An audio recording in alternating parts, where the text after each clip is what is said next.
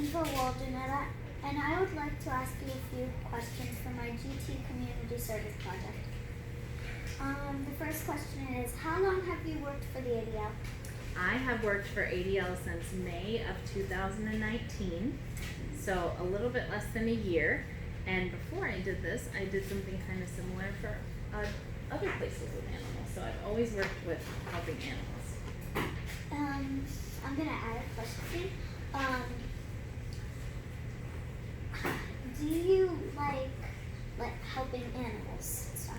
Yes, I love to help animals, and I love that I get to do a job that helps me be able to pay my bills, but I also get to help animals at the same time. What is the hardest thing about your job? The hardest thing about my job is seeing animals who don't get adopted for a long time. We get to know animals who are super sweet and totally deserve a home, and their perfect home just hasn't come along yet, and so sometimes that's kind of sad.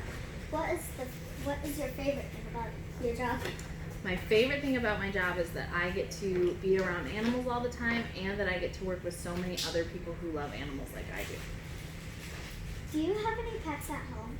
Yes, I have lots of pets. I have 4 dogs and 2 cats, and 2 of my dogs are Great Danes, which are big, huge dogs.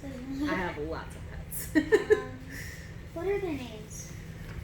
My 2 Great Danes are named Punk and Desta, and then I have 2 little dogs. One's name is Pearl, and one's name is Parker. And Pearl came from ADL. She used to live at the Paul Jolly Center, which is our other location. And then I have 2 little cats, and one's name is Amelia, and one's name is Earhart. Do they get jealous of what you do, like when you leave home so much and you spend other time with other pets? Yeah, when I come home, they like to smell all my clothes and smell all the other animals that I was around. How does the ADL foster program work? So fostering means that you get to take care of an animal for a little while for us that needs to be in a home. And there's lots of different reasons. Sometimes they're recovering from a surgery or a medical treatment they had, or sometimes they're babies and they're not old enough to get adopted yet. So they just go and live in somebody's home for a little bit of time, and they help us take care of them until they're ready to be adopted.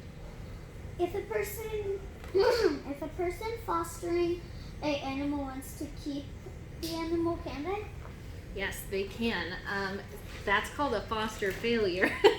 And that means that they went into foster and they fell so in love with them that they couldn't give them back to us, and that does happen sometimes. The first time you said foster failure here, I think you said that. I thought it meant like that the fostering didn't work out. Well, it kind of does. Fostering means that you only keep the animal for a little while, and if you you keep them forever, then it's not really fostering, it's more like adopting, but that's fine. We love it when people do that. How does the adopting program work? So adopting an animal just means that you come and you're the right fit for the animal. You go through the adoption process, and we ask you all kinds of questions about if you're the right person to take care of the animal, and then if you are, you get to take them home that day.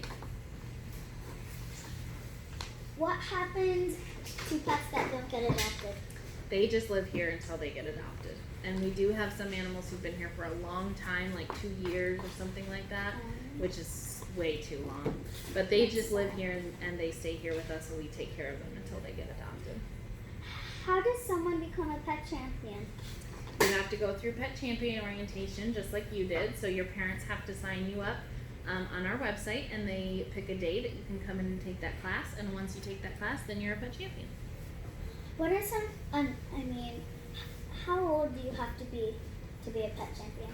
Pet champions are for kids who are 0 to 11. So the youngest pet champion we have, I think, is 2 years old. I never knew. We have some tiny pet 0 champions. to 11? Yep. What are some of the most important needs the ADL has?